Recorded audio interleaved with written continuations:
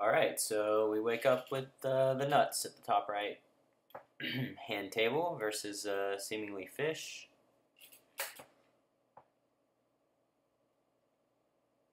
We opt flat the turn.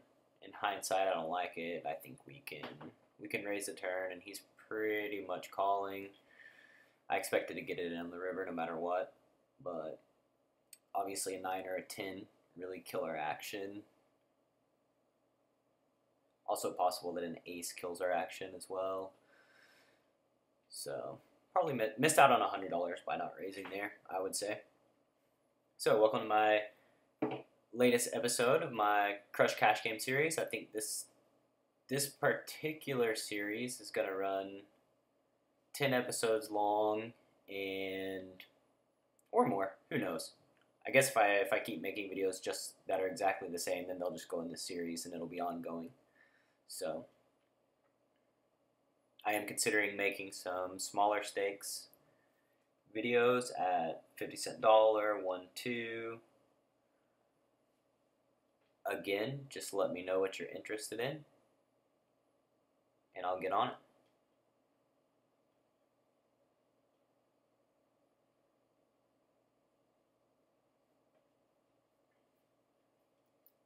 Please, if you do get a chance, subscribe to my YouTube channel. I'm really trying to build up subscribers. I'm making these videos for free just to hope that I can in some way affect your poker game positively and make you more money in the long run, and it would be great if you just subscribe to my videos. You can also send me an email at brad@enhanceYourEdge.com. Going for the Limp-raise at the top right hand table. Pretty standard for me if you've been watching my videos. I love limp-raising. Small blind versus big blind, especially against a very aggressive big blind.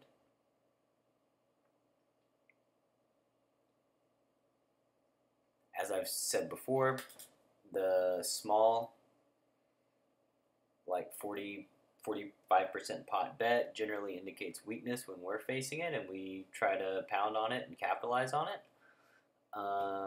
In this case, it exactly means weakness on our end, but if villain checks back, I feel like we have to bet here. I don't think we have to bet very big, probably like 190 or 220 to get the job done. I don't know why I chose to go so big, but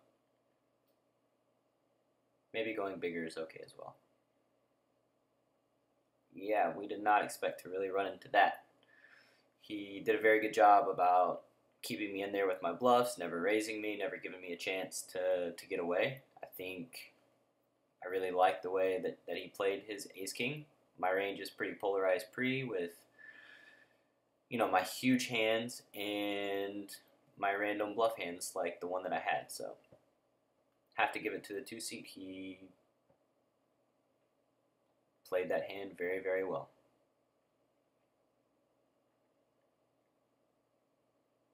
And looking back, I do think that 190 gets the job done just as much as 280. I probably burned $90 there.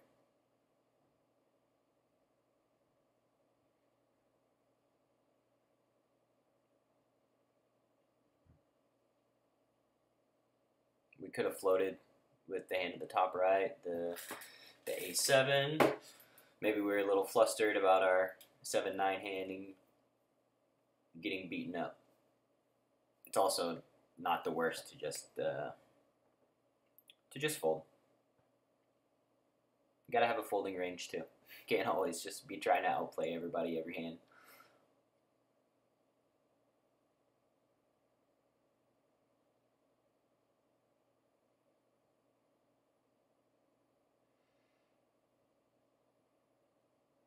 The bottom left-hand table, I opted to turn my hand into a bluff.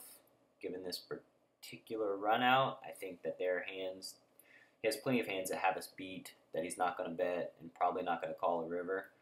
So better to just turn the bottom pair into a bluff in that spot.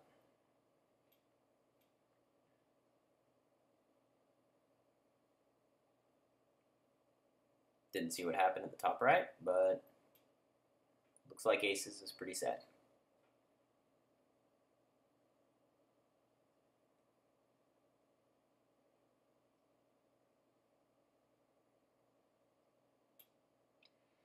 Not a great board for me to be doing anything on at the bottom right hand table. Very easy to get check raised all in by the 3 seed, and if we bet 90, then he has 160 left into 300, or 460. We're getting like 3-1, and that would be super annoying to just have to bet fold a6 high. He has hands that are going to mess with us way too often to attempt to stab.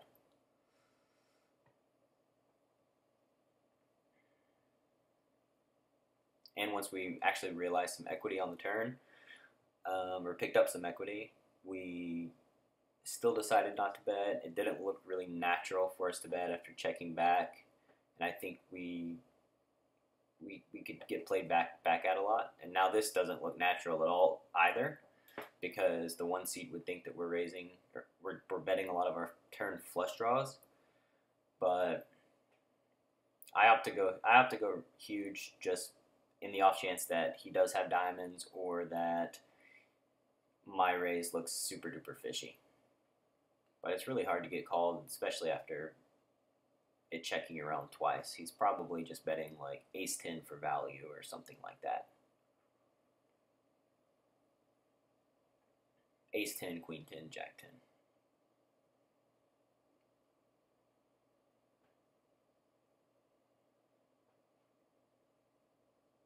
Looks like we keep flopping the nuts at the top right hand.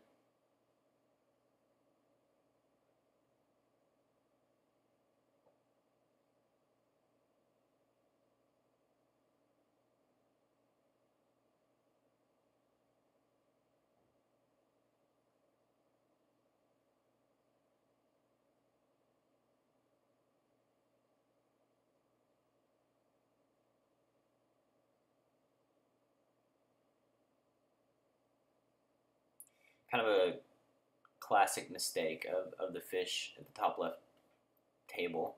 In the 1 seed, he called them in open with the jack-7, flopped a jack, and just bet pot on a jack high all club board.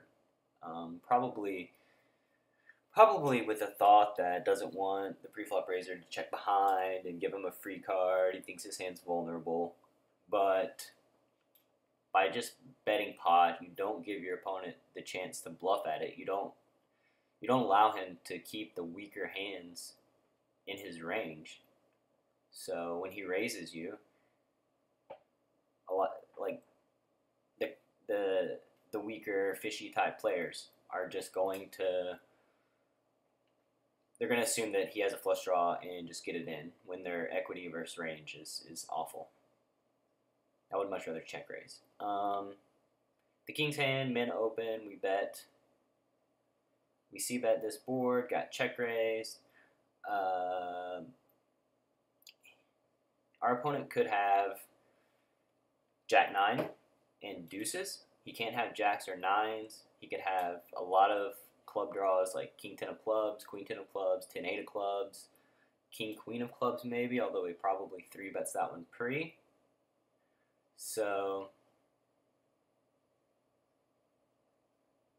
we decided to bet 3-bet the flop and get it in.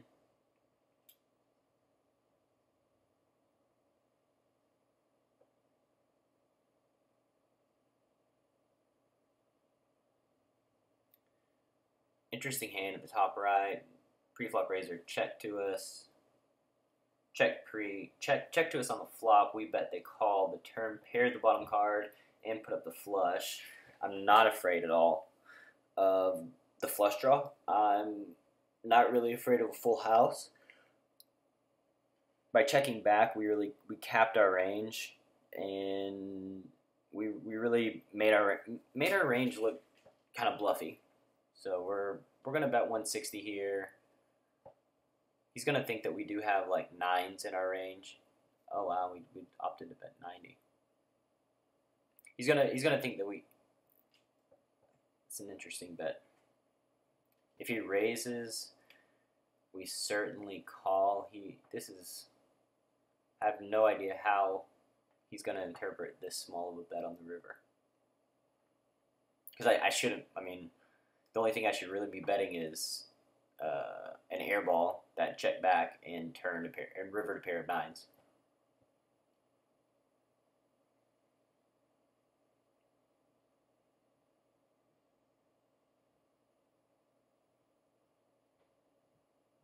I can't say that I love my sizing right there. I wish I would have went bigger.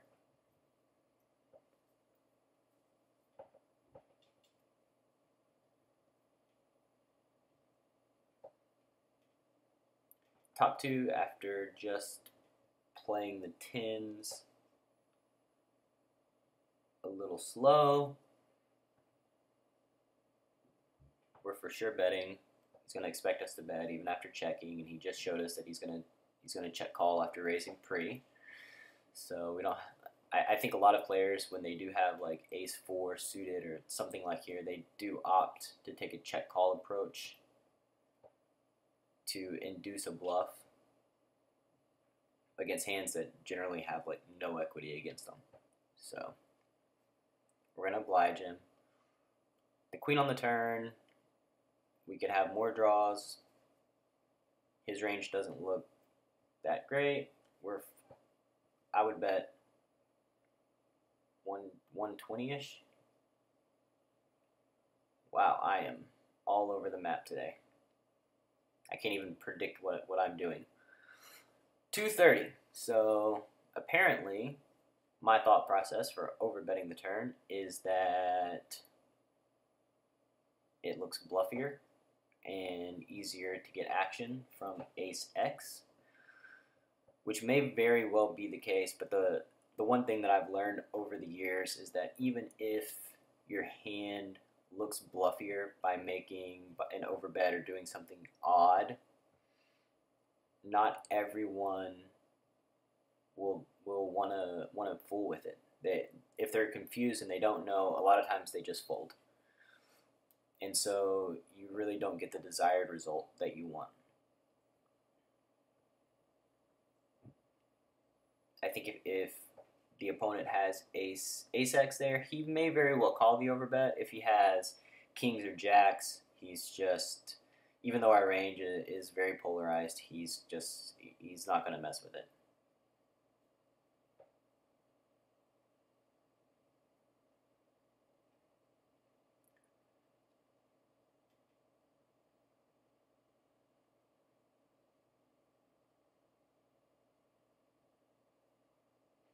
Flopping out of control.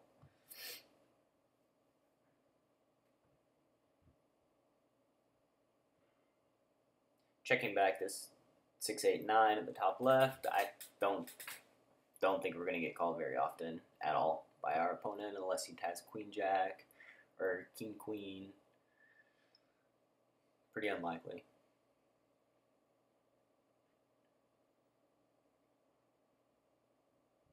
I'll say this about the kings versus the 8 of clubs, 10 of clubs hand. I do think our equity is reasonable getting it in with kings in that spot. In order to balance the range, we need to have some bluff bet 3 bets in our range, probably like king 10 off or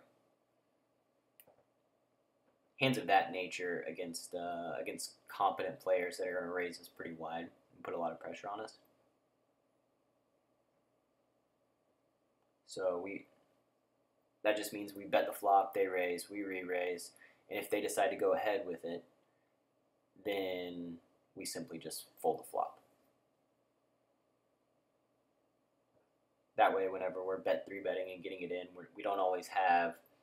We're not, for one, when we bet 3-bet, we're not always getting it in, and 2, our range is protected. We have sets, we have overpairs, we have high equity hands like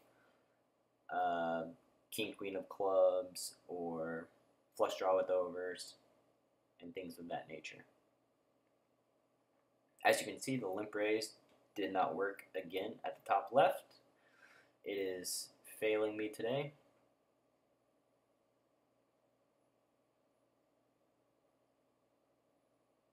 When I just went on that tangent, I see that I'm down $834 at the bottom right table. I didn't really catch how that happened. We flopped top set at the bottom left, making a small bet, hoping to induce a float, induce some action.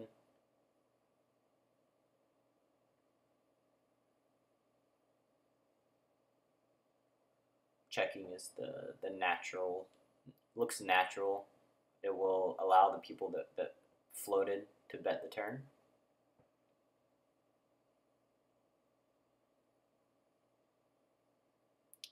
Since he checked back the turn, it makes me think that he has some sort of hand that he wants to get a showdown with. So we're just simply going to throw out a value bet.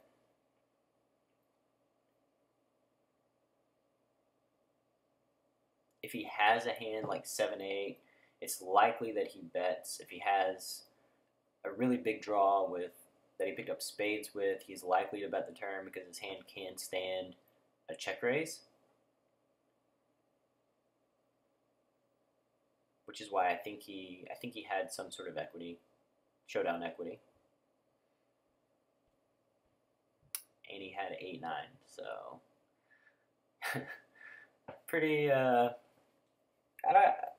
I remember when I played that hand, I was somewhat annoyed. He floated the flop, turned a pair of nines, and checked back, river trips, opted not to raise a half pot size bet. Seems kind of questionable. Seems like I could have a lot of ace jacks in my range and possibly overpairs. I think he can definitely get called by worse, especially since he checked back the turn and capped his range. He is at the sheer top of his capped range right there too. I mean, he ended up saving money and not getting put into a super bad spot once I ship. Even though once I do ship, he has the fold. The spot is definitely a raise fold, but I think he missed out on value against our range by not raising us on the river to probably around $220.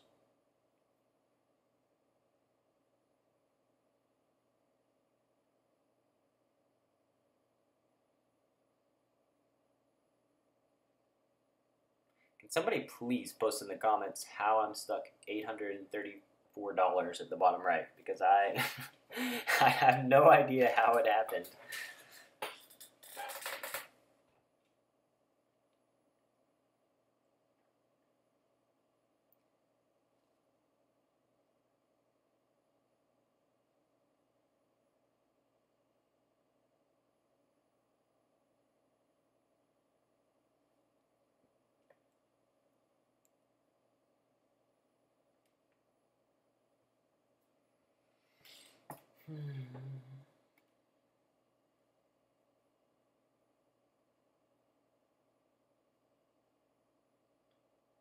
I know when I'm talking about hands, sometimes it probably feels like a little like you're drinking water from a fire hydrant.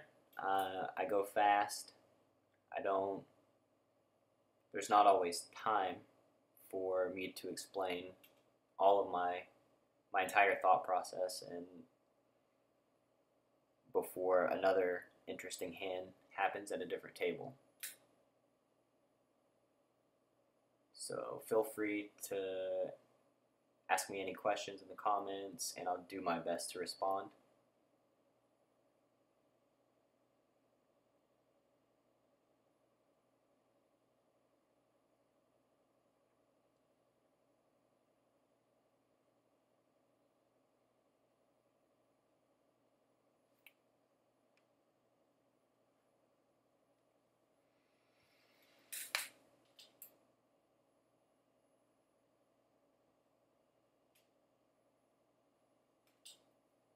We're going for another limp-raise at the top left. Our opponent just checked back, which is fine because ace-10 is very much ahead of his big blind checking range.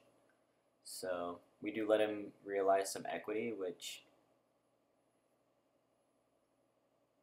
it can bite us, but you know, there's also the possibility that we can flop an ace and it's disguised and we can get value from middle pair, and lots of good things can happen. You shouldn't be super afraid of letting people see flops, letting people see turns or rivers. The name of the game is to have your range beat their range more often than not. Get in good spots that are profitable for you and unprofitable for them, and just do it over and over and over again. The person that puts themselves in more profitable spots the most is the one that's going to get the money. It's inevitable.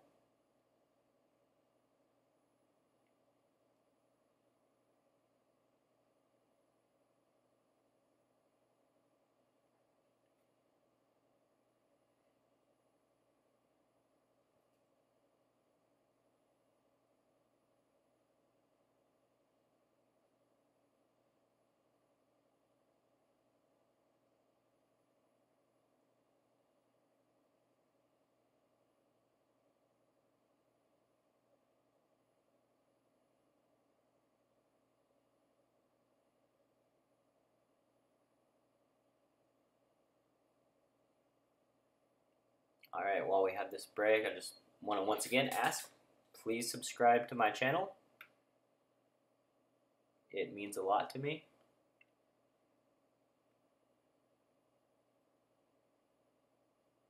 Well, at the top left, it appears as if the 3-seat called a 3-bet cold with Jack-9 suited. That's something to file away. File away for later. The 1-seat 3-betting us with ace-king off is perfectly reasonable. Nothing really to learn except that they did reload back to 1,000 after initially min-buying, so probably just a shot taker or somebody that wanted to feel the table out before they loaded up.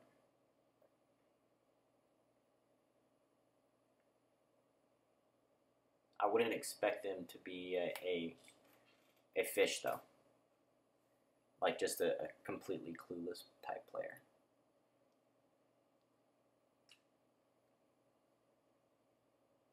The button flats at the top left-hand corner, I would not mind squeezing the ace-8 off. It's a pretty decent hand to squeeze here with, because if we get 4-bet, not a big deal. Ace-8 off is not the greatest of hands to begin with. We don't lose very much. And if the 1-seat folds and the 3-seat ends up calling us, then our range is actually ahead of the 3 seats. So we can turn a mediocre, not great type hand into a profitable situation with a 3-bet.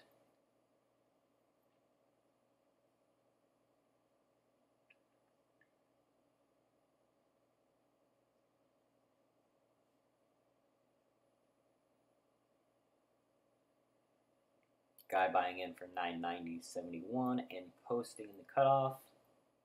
Typically signs of a fishy type player, but maybe somebody who knows what they're doing, just acting tricky and trying to create an image cheaply.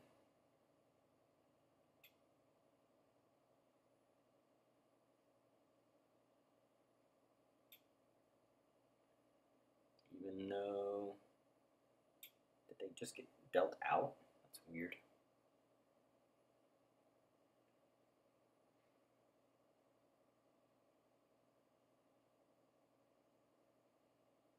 Maybe I just missed him folding.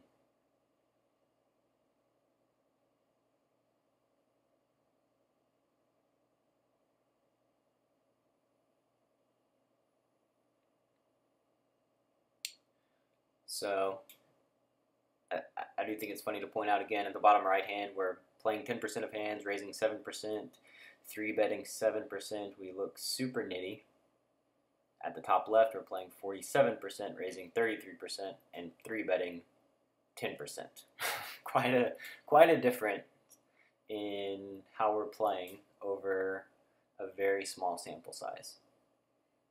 So whenever you're playing at anonymous tables against players, try not to put tons and tons of stock over sample sizes of 30 or 40 hands, because the information could just be very, very way off.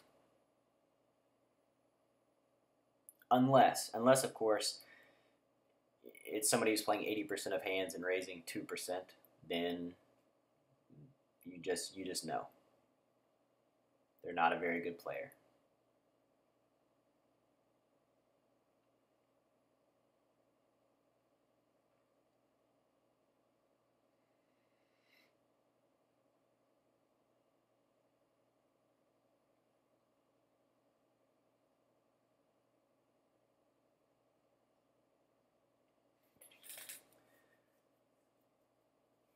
Super annoying spot with a flush draw. We have odds to peel. Don't really like just getting it in. We don't have the odds to call here. And he only bet 90 too, just begging us. We need 4.5 to 1. We were not getting that, so we can just let it go.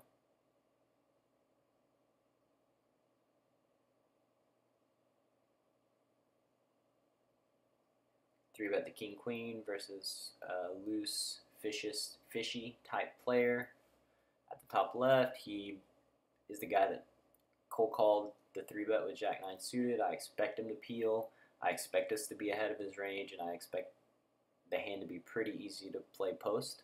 So I think we should be 3-betting with king queen plus, ace jack, ace 10, sevens plus.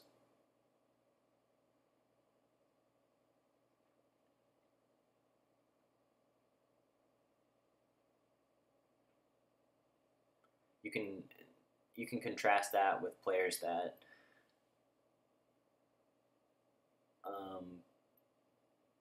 play a little weaker post flop, or pre flop rather, and with like a king queen type hand, when you 3-bet them, you fold out most of the hands that you have dominated, and only get the hands that have great equity against you, are flipping against you, like that to call, and you're out of position. That is not a situation you want to put yourself in with any regularity.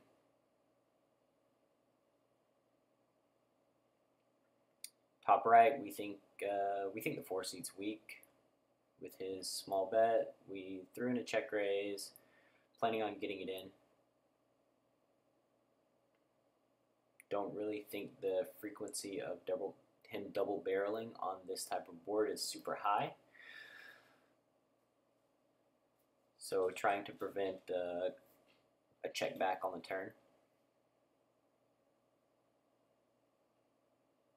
If we call the flop, he checks back the turn and gets to see the river and never bets the river, then we're really just allowing him to realize his equity for free in position.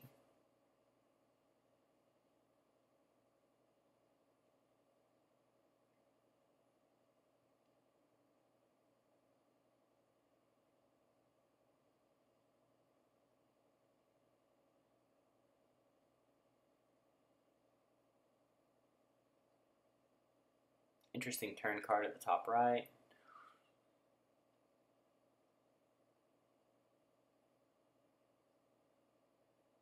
If we get called, the spot gets kind of tricky.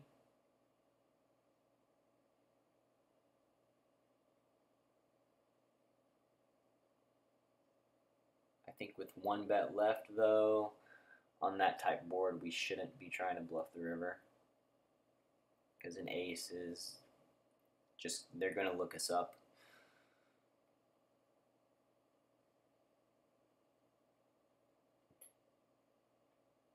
I guess our only option for making an ace to fold would be to polarize our range by overbetting the river. I don't know how often I do overbet the river there with value, because I don't expect an ace to fold. So I just value bet 120 with an 8.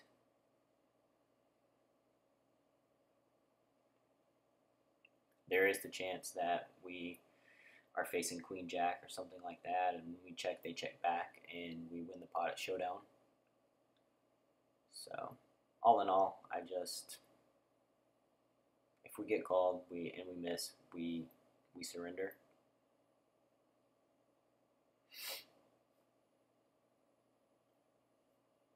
Ace king hand at the top left is kind of annoying. It's a spot that I like barreling, but against this guy playing 46% of his hands, if he does have a jack, super hard to make him fold. We do block ace jack and king jack, but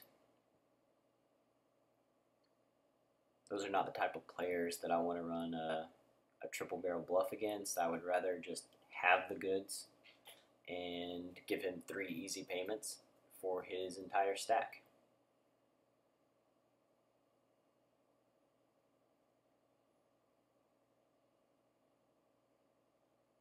Trays we can't peel. No, it's very, very close. I think I do end up peeling. Super close. The 2 seat is betting into the 5, so we have that going for us. Even though we were only getting, we're getting 8 to 1 almost, with the implied odds of the 2 seat. So getting 8 to 1, and the fact that the 5 seat may call it off before we get a chance to act, maybe makes it worth it. It's very marginal though. Very, very marginal.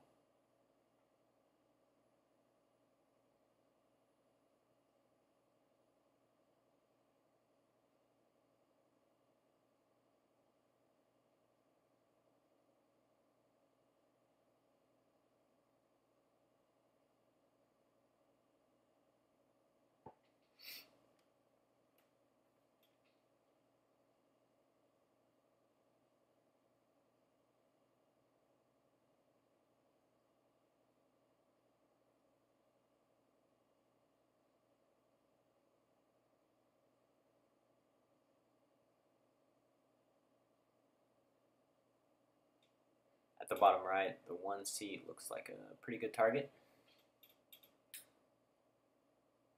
And the 3 seat, although the 3 seat doesn't have very much money.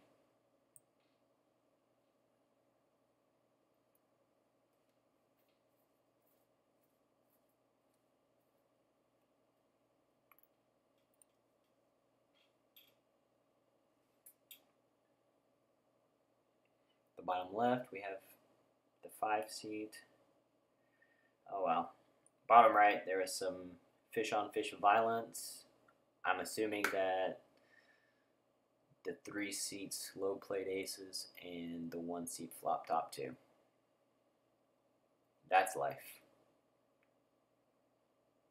Can't say the play was incorrect. Oh, and then the double whammy. The 3 seat leaves and the 1 seat leaves at the same time. Not good.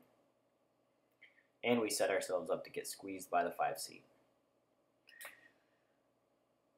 That was a pretty unfortunate turn of events. 3-betting with king 10 off. It's not a great hand. Blocks a lot of hands that can 4-bet us, and we haven't been 3-betting very often at all. 4%. Not the worst of times to throw in a 3-bet bluff. Wish we would have had the ace king last hand.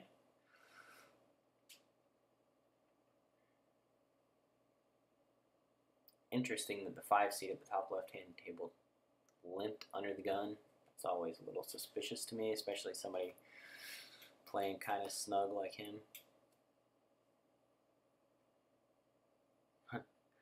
Went for the mini bet at the top right. In hindsight, why not just check and give him a chance to bluff at it?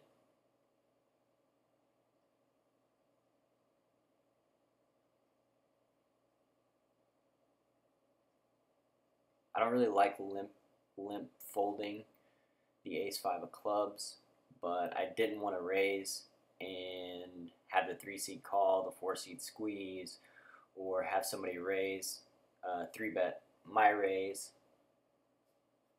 to squeeze me out and squeeze the 3-seed out. The name of the game is to get the 3-seed involved.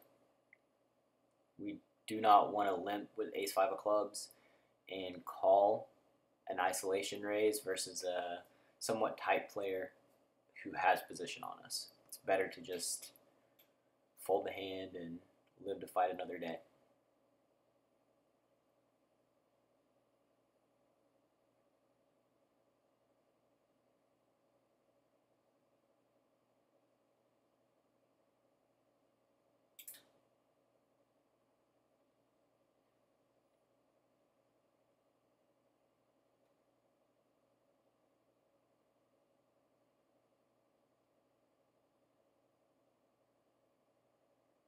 I didn't follow the action at the bottom left, so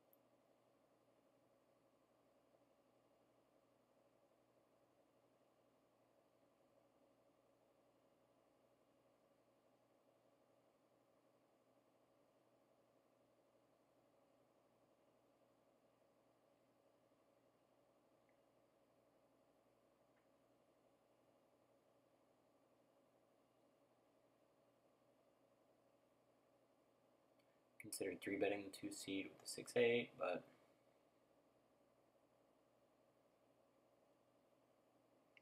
opted against it.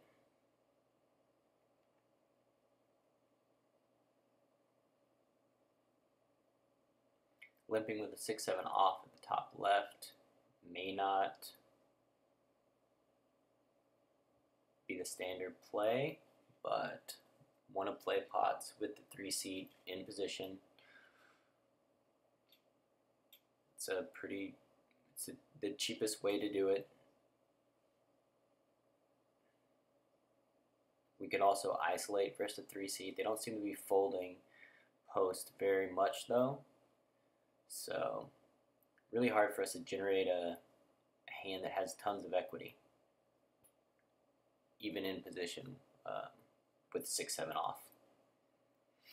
So we can opt to take a flop and see what happens.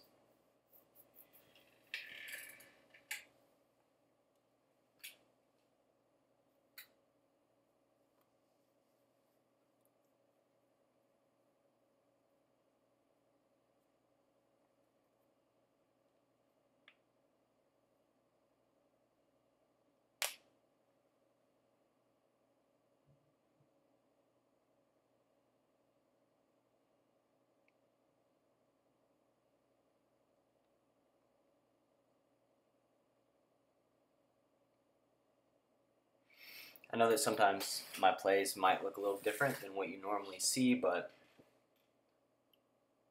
we're just always trying to think a couple of steps ahead from our current situation.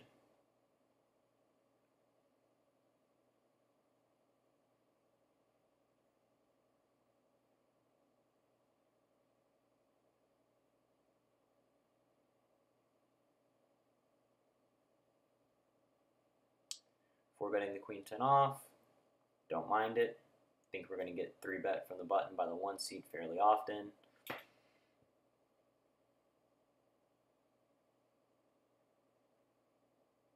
Have a decent amount of credibility.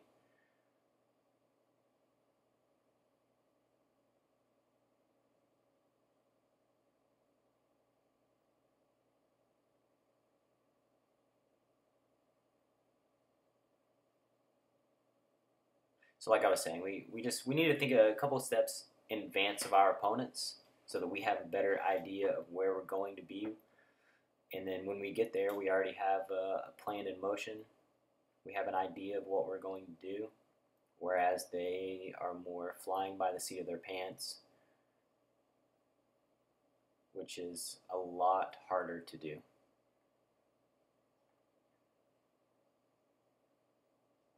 I know that in the past, whenever I've flown by the seat of my pants, it tends to get me in trouble, tends to put me in spots where I don't know exactly how to proceed or what to do or what my opponent's ranges are.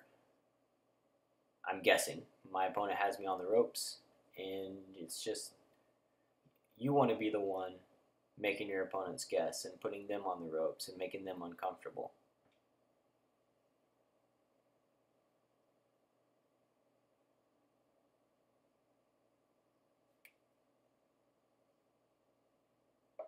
Got about 6 minutes left in the video. Hope you've enjoyed this one. It appears as if I didn't enjoy making it. I'm stuck at a couple of my tables, but no big deal.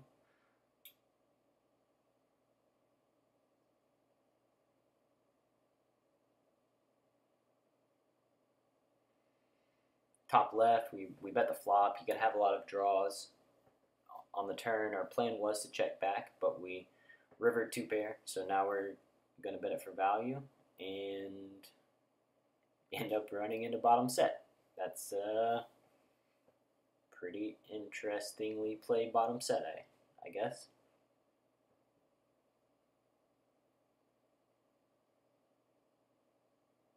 Can't say that I love the way that he played that at all.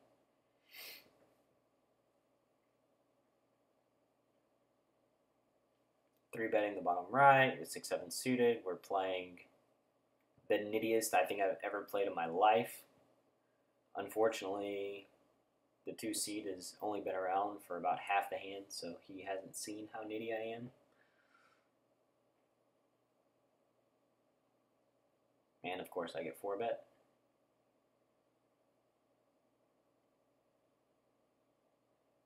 Proving to the world that being a super nit and 3-betting doesn't automatically give you credibility. Or maybe the 2 seed just had aces. Probably the latter.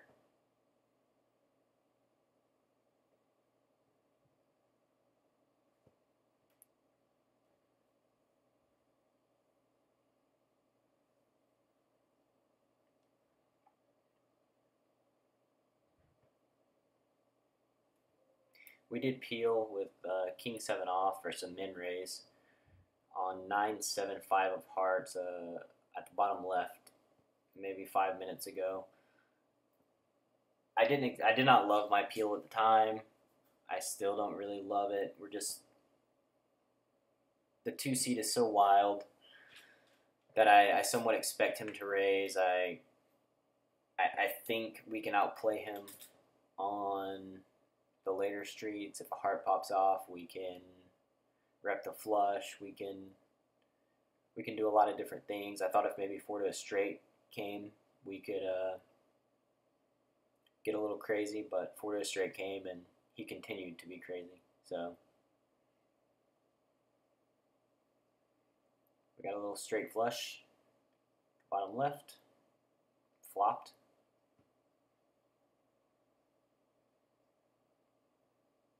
I love having ace-king in this spot at the top right. It looks like a squeeze. Looks like we're weaker than we actually are.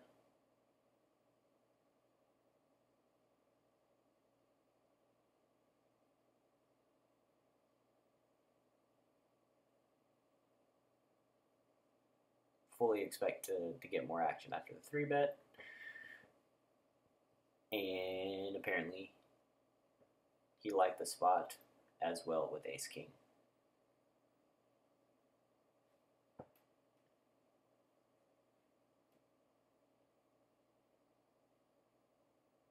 Thank you very much for listening to my videos. I hope you're enjoying this series.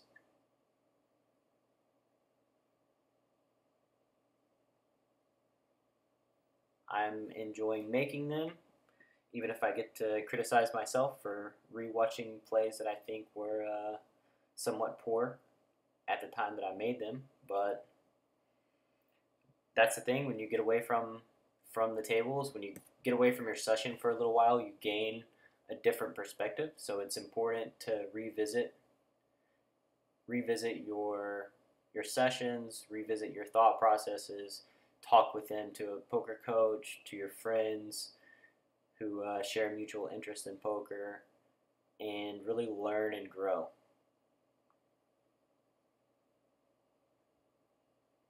We fought the full house at the top right, so I hope I didn't just cut the video off.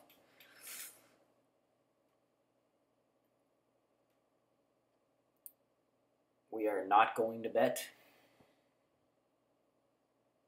I would think that would disguise our hand pretty well. We would probably bet a lot of jacks. The only hands we wouldn't bet would be like quads and jack 9 and 9s. Super hard for us to give like tons of action and get paid off though. So gonna make a little weak stab to rep like pocket 7s or something like that. Inducing a raise because our range is very weak looking. Not a great river card for what we're trying to do.